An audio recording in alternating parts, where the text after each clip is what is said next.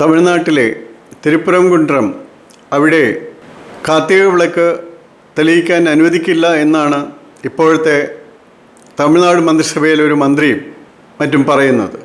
ഇത് ബഹുമാനപ്പെട്ട ഹൈക്കോടതിയുടെയും സുപ്രീം കോടതിയുടെയും ഉത്തരവുകൾക്ക് ശേഷമാണ് എന്ന് ഓർക്കുക. അതെങ്ങനെയാണ് സംഭവിക്കുക? ചെന്നൈ ഹൈക്കോടതിയും അതുപോലെ സുപ്രീം കോടതിയും ഒരു ഉത്തരവ് നൽകിയാൽ അതനുസരിക്കാൻ ബാധ്യസ്ഥരല്ലേ തമിഴ്നാട് ഗവൺമെൻറ്?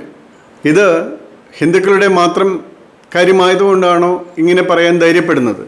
മറ്റാരുടെയെങ്കിലും കാര്യമാണെങ്കിൽ സുപ്രീം കോടതി പറഞ്ഞതിന് ശേഷവും ഒരു മന്ത്രിക്ക് ഇങ്ങനെ ഒരു സ്റ്റേറ്റ്മെൻറ്റ് കൊണ്ടുവരാൻ സാധ്യമാകുമായിരുന്നു.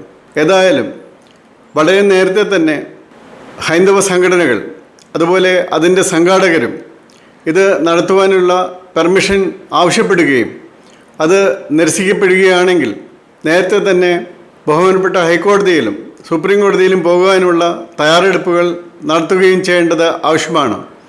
ഇപ്പോൾ തന്നെ ഇക്കാര്യം ബഹുമാനപ്പെട്ട മദ്രാസ് ഹൈക്കോടതിയുടെ ശ്രദ്ധയിൽ കൊണ്ടുവന്ന് ഇത്തരത്തിലുള്ള ആലോചനകൾ ആണ് തമിഴ്നാട് സർക്കാരിൻ്റെ ഭാഗത്തു നിന്നും ഉണ്ടാകുന്നതെന്നും തികച്ചും ഹൈന്ദവ വിരുദ്ധമായ നടപടികളാണ് ഉണ്ടാകുന്നത് എന്നുമുള്ള കാര്യം അറിയിക്കാനുള്ള നടപടികൾ എടുക്കേണ്ടതാണ്. കാരണം കഴിഞ്ഞ വർഷം കാർത്തിക ദീപം കാർത്തിക ദിവസം തെളിയിക്കാൻ പറ്റാതെ വന്നു. അതുപോലെ ഈ വർഷം ഉണ്ടാകരുത്. അത് ബഹുമാനപ്പെട്ട ഹൈക്കോടതിയുടെ ഉത്തരവ് സുപ്രീം കോടതി ശരിവെച്ചിട്ട് പോലും ആ ദിവസം നമ്മൾക്ക് നടത്താൻ സാധിക്കാതെ വന്നു എന്നുള്ളത് വളരെ ഗൗരവത്തിൽ എടുക്കേണ്ട ഒരു കാര്യമാണ്.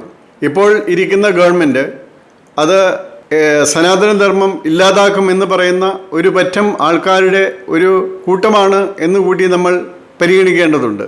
അതിൻ്റെ കൂടി അടിസ്ഥാനത്തിലായിരിക്കണം ഇനി എടുക്കേണ്ട നടപടികൾ.